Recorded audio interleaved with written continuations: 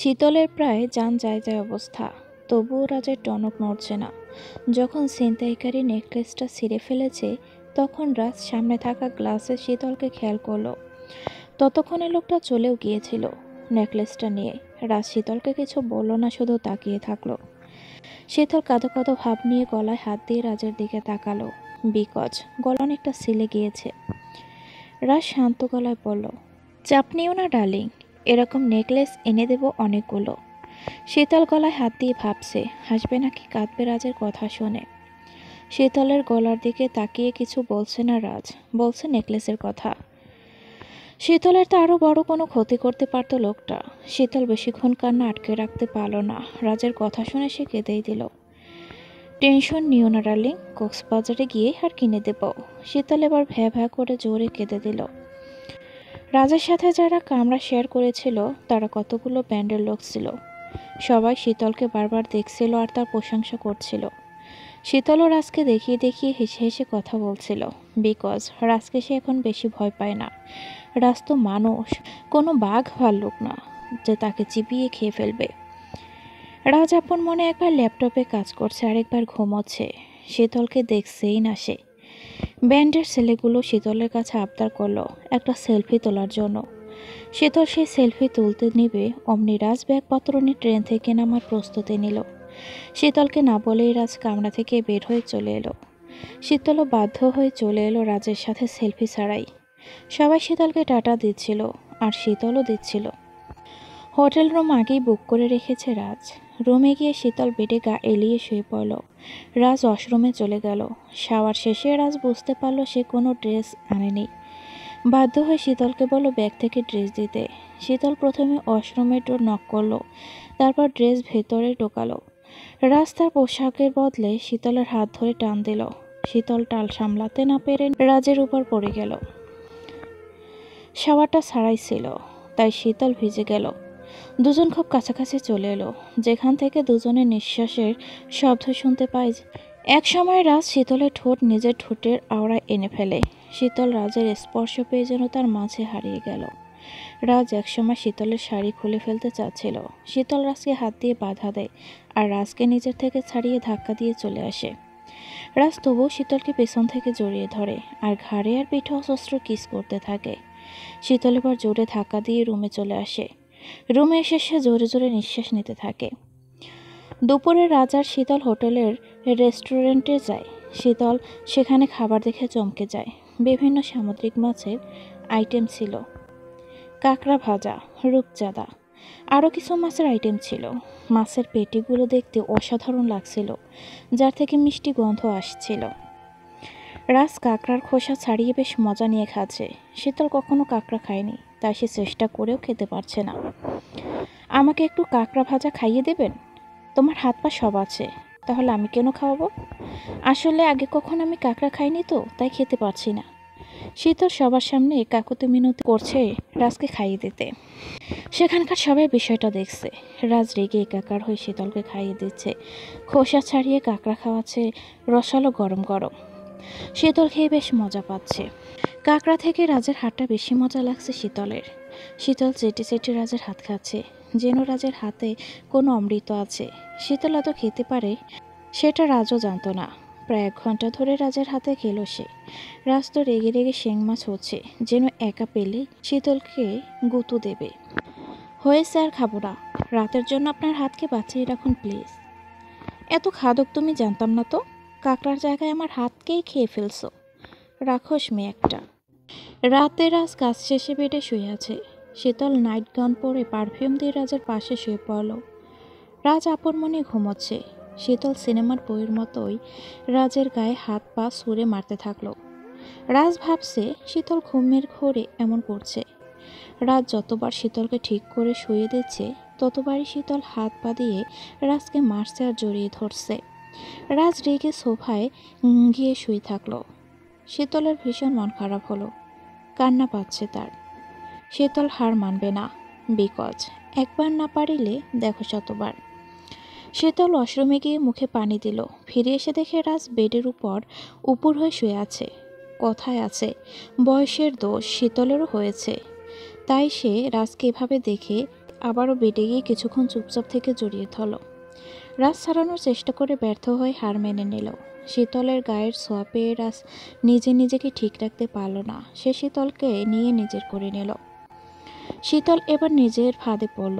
সে চেয়েছিল রাজ তাকে ভালোবেসে জড়িয়ে ধরবে, বাট রাজ এখন অন্য কিছু করবে। শীতল নিজেকে ছাড়ানোর চেষ্টা করলো, বাট পারল না। সকালে শীতলের ঘুম ভাঙল। রাজ পাশে ছিল না, সে তার আগেই উঠে পড়েছে। শীতল ওয়াশরুমে গিয়ে শাওয়ার করে রুমে এলো। তখনই রুমে ওয়েটার ঢুকলো। ম্যাম, আপনাকে স্যার নিচে যেতে বলেছে, রেডি হয়ে তাড়াতাড়ি আসুন প্লিজ। শীতল বেশ অবাক হলো।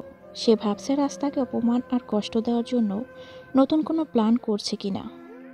শীতলের কপালে কী আছে তা উপরওয়ালাই জানে। শীতল খুব সুন্দর করে সেজে নিচে একটা রেস্টুরেন্টে গেল, যেখানে রাজ যেতে বলেছিল। শীতল আকাশি রঙের শাড়ি পরে, চোখে মোটা কাজল দিয়ে, হাতে কাচের লাল চুড়ি পরে সেজেগুজে রাজের জন্য চুলগুলো শ্যাম্পু করে সরিয়ে রেখেছে শীতল। শীতল সেখানে গিয়ে বুঝতে পারল রাজ তার ফরেনার ক্লায়েন্টের সাথে মিট করছে। সবাই শীতলকে দেখে চমকে গেল। শীতল এতটাই সুন্দরী যে দেখবে সে তাকিয়ে থাকবে। শীতল কখনো ভাবতে পারেনি রাজ তার সাথে এমন বিহেভ করবে। রাজ সবার সাথে নিজেকে জিএফ হিসেবে পরিচয় দিয়েছে। শীতলের চোখের পানি টলমল করছে, কাজল লেপটে গেল চোখের পানিতে। এটাই কি তাহলে রাজের সারপ্রাইজ ছিল শীতলের জন্য? শীতল আসলেই সারপ্রাইজ হলো। শীতল জিএফ হিসেবেও খুব প্রশংসা পেল ফরেনদের কাছ থেকে। রাজ একবারও শীতলের দিকে তাকালো না পর্যন্ত। সবাই যেখানে হাঁ করে তাকিয়েছিল। সকালে সবার সাথে রাজ আর শীতল ব্রেকফাস্ট করলো। রুমে বসে বসে রাজ তার ক্লায়েন্টের সাথে ল্যাপটপে মিটিং করেছে, আর শীতল হোটেল রুমের বারান্দায় দাঁড়িয়ে সমুদ্র দেখছে। মাঝে মাঝে শুধু আর চোখে তাকাচ্ছে রাজের দিকে। শীতল প্রথমে মন খারাপ করলেও পরে মেনে নিয়েছে রাজের অপমান। রাজ তবুও তাকে জিএফ হিসেবে পরিচয় দিয়েছে সবার কাছে। অন্তত তাকে কোনো সম্পর্কের সাথে জড়িয়েছে রাজ। এখন জিএফ হিসেবে পরিচয় দিয়েছে, পরে ওয়াইফ হিসেবে পরিচয় দেবে। বিকজ একবার না পারিলে দেখো শতবার। শীতল সহজে হার মানার পাত্রী নয়। শীতল সমুদ্রের পাড়ে একটা দৃশ্য দেখতে পেল। একটা ভিক্ষুক তার খোঁড়া স্ত্রীকে কাঁধে করে নিয়ে ভিক্ষা করছে। কতটা ভালোবাসা থাকলে এমন করতে পারে একজন স্বামী। ভিক্ষুককে দেখে ক্লান্ত মনে হচ্ছে না, বিকজ তার মুখে কোনো ক্লান্তি বা হতাশার ছায়া দেখতে পাচ্ছে না শীতল। সব কিছুই আসলে ভালোবাসা।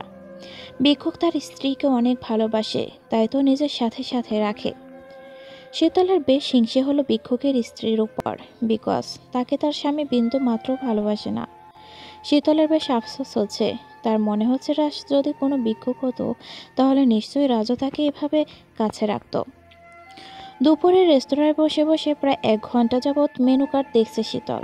কোথাও কাঁকড়ার কোনো মেনু পাওয়া যাচ্ছে না। শীতল এখন রাজের হাত থেকে খেতে ইচ্ছে করছে। রাজের হাতে এত মধু আছে, সেটা শীতলের জানা ছিল না। রাজের হাত থেকে শীতলের খাবার খাওয়া একটাই উপায়, সেটা হলো কাঁকড়া। শীতল কাঁকড়ার খোসা ছাড়াতে জানে না, তাই রাজ বাধ্য হয়ে শীতলকে খাওয়াতো। শীতলের বেড লাক, বিকজ কাঁকড়া কোনো আইটেম পাওয়া গেল না। শীতল হতাশ হয়ে মেনু কার্ড রেখে সামনে তাকালো। রাজ শীতলের দিকে ভয়াবহ দৃষ্টিতে তাকিয়ে আছে, যেন এখনই চিতা বাঘের মতো শীতলকে খেয়ে ফেলবে। 1 ঘন্টা লাগিয়ে দিলে খাবার অর্ডার দিতে, তাহলে খাবো কখন? এখানে আমার কিছু ক্লায়েন্ট আছে, তাদের সঙ্গে মিটিং করতে এসেছি। তাদের সাথে জিএফ আছে, তাই আমাকে তোমায় এখানে জিএফ হিসেবেই আনতে হয়েছে, ভদ্রতার খাতিরে। তুমি আমার কতটুকু সময় ওয়েস্ট করছো জানো? You bloody fool lady. Sorry.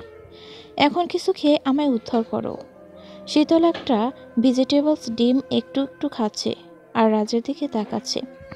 রাজ প্রায় 20 রকমের আইটেম খাচ্ছে, একের পর এক কপাকপ খাচ্ছে। রাজ এত খায়, বাট তার স্বাস্থ্য এত ফিট কেন? রাজের বডি একেবারে স্টিল বডি। শীতল এত খেলে তো 2 দিনেই বেলুন হয়ে যাবে। শীতল কথাটা বলেই হাসল। You stupid girl, why are you too just like a crazy girl? জি মানে হোয়াট এভার। এখানে বসে থাকবে নাকি আমার সাথে রুমে যাবে? শীতল রাজের পেছন পেছন হোটেলে যাচ্ছে। রাজ হনহন করে সামনে এগুচ্ছে আর শীতল বেচারি হাঁপিয়ে যাচ্ছে রাজের সাথে হেঁটে। শীতল একটা জিনিস দেখল, সম্ভবত কোনো দম্পতি হবে হয়তো, যে তার ওয়াইফকে কোলে করে সিঁড়িতে হেঁটে যাচ্ছে। রাজের এখানে এসে ব্যায়াম হয়নি, তাই লিফট ব্যবহার না করে সিঁড়ি দিয়ে রুমে যাচ্ছে। অ্যান্ড শীতলকেও রাজের সাথেই যেতে হচ্ছে। শীতল হঠাৎ চিৎকার করে উঠল। রাজ তাড়াতাড়ি পেছনে তাকিয়ে দেখল শীতল ফ্লোরে বসে আছে। এখানে বসে আছো কেন? আবার কি ড্রামা শুরু করলে? আমি ড্রামা করছি না, আসলে আমার পা মুচকে গিয়েছে। শীতল মাথা নিচু করে তাকিয়ে আছে। রাজ শীতল কিছু না বলেই তাকে কোলে করে নিয়ে হাঁটতে শুরু করলো। শীতল চোখ বন্ধ করে রাজের বুকের সাথে লেপ্টে আছে। রাজের বুকে হৃদস্পন্দন শুনতে পাচ্ছে সে। রাজের প্রতিটি নিঃশ্বাসে অনুভব করছে শীতল। শীতলেরও হৃদস্পন্দন ক্রমশ বাড়ছে, বিকজ রাজ তাকেই প্রথম কোলে করে নিয়েছে। রুমে এসে রাজ থপ করে শীতলকে বেডে ফেলে দিল, আর নিজেও আটকে গেল শীতলের সাথে। শীতলের চুল রাজের শার্টের বোতামে আটকে আছে। দুজনে দুজনকে সারানোর চেষ্টা করছে, বাট পারছে না। শীতল আর রাজ দুজন দুজনের এত কাছে যে দুজনের প্রতিটি নিঃশ্বাস শোনা যাচ্ছে। রাজ বোতাম ছাড়াতে গিয়ে শীতলের উপর পড়ে গেল। রাজ নিজেকে কন্ট্রোল করতে না পেরে শীতলকে জড়িয়ে ধরে কিস করতে শুরু করলো। শীতল চোখ বন্ধ করে রাজের ডাকে সাড়া দিল। রাজ এক পর্যায়ে পাগলের মতো শীতলকে ভালোবাসতে শুরু করে। মনে হচ্ছে যত যন্ত্রণা সব শীতলের উপর দিয়ে মেটাচ্ছে। শীতলের ভীষণ কষ্ট লাগছে রাজের এমন বিহেভিয়ারে। নিজেকে সারানোর চেষ্টা করছে শীতল, বাট রাজ তাকে ছাড়ছে না। হঠাৎ রাজের ফোন বেজে ওঠে, আর রাজ শীতলকে ছেড়ে দিয়ে কিছুক্ষণ তাকিয়ে থেকে রুমের বাহিরে চলে গেল। শীতল বেড থেকে উঠে আয়নায় গিয়ে নিজেকে দেখল। ঠোঁট ফুলে গিয়েছে, আর গায়ের অনেক জায়গায় রাজের দেওয়া চিহ্ন। এগুলো যদি ভালোবাসার চিহ্ন হতো তাহলে এত ব্যথা করতো না, বরং ভীষণ সুখ অনুভব করতো সে। রাজ শীতলকে সব সময় শুধু ব্যবহারের বস্তু হিসেবেই ব্যবহার করে। বিকেলে শীতলের পিড়িতে সমুদ্র দেখতে গেল দুজন। রাজ হাসছে আর তার পাশে শীতলও হাসছে। রাজ আর শীতল হাঁটতে হাঁটতে একটা বিশেষ জায়গায় চলে গেল, যেখানে শীতলের নুপুর পড়ে গিয়েছিল, আর রাজ তার জীবনের পরোয়ানা না করে চাপ দিয়ে নুপুর উদ্ধার করেছিল। রাজ আনমনে জায়গাটা দেখে হাসি দিল। শীতল জায়গাটা দেখে রাজের দিকে তাকিয়ে থাকলো। রাজের চোখে চোখ পড়তে শীতল তার জন্য অসীম ভালোবাসার ঘৃণা দেখতে পেল। শীতল মনে মনে ঠিক করলো, এখান থেকে গিয়ে রোদের সাথে কথা বলবে, আর রাজকে সব সত্যির মুখোমুখি করাবে। শীতল তাকে ভালোবাসে সেটাও বলা দরকার। হতে পারে রাজ সব ভুলে গিয়ে শীতলকে মেনে নেবে আর নিজের করা অন্যায়ের জন্য অনুতপ্ত হবে। রাত হয়েছে, শীতল আর রাজ ডিনার করছে। রাজ আপন মনে খাচ্ছে আর শীতল শুধু রাজকে দেখছে। খাবার খেতে খেতে রাজ বলল, আমি কি কোনো খাবার? মানে মানে হলো খাবার না খেয়ে আমার দিকে তাকিয়ে আছো কেন? আমি তো খাবার নই যে আমায় দেখে ক্ষুধা নিবারণ করছো। আমি কোথায় তাকালাম? আমার সাথে বেশি চালাকি করবে না, এখন খাও চুপচাপ। খেয়ে এনার্জি তৈরি করো, যেন আমার দেওয়া ব্যথা সহ্য করতে পারো। রাজ উপর হয়ে বেডে শুয়ে আছে। শীতল ওয়াশরুম থেকে বেরুতে নিলেই জ্ঞান হারায়। শীতল ফ্লোরে পড়ে যাওয়ায় বেশ শব্দ হয়। রাজ শোয়া থেকে উঠে পড়ে। শীতলের চোখ খুলতে এসে ডক্টরকে দেখতে পেল, আর রাজকে রহস্যময়ভাবে নিজের দিকে তাকিয়ে থাকতে দেখল।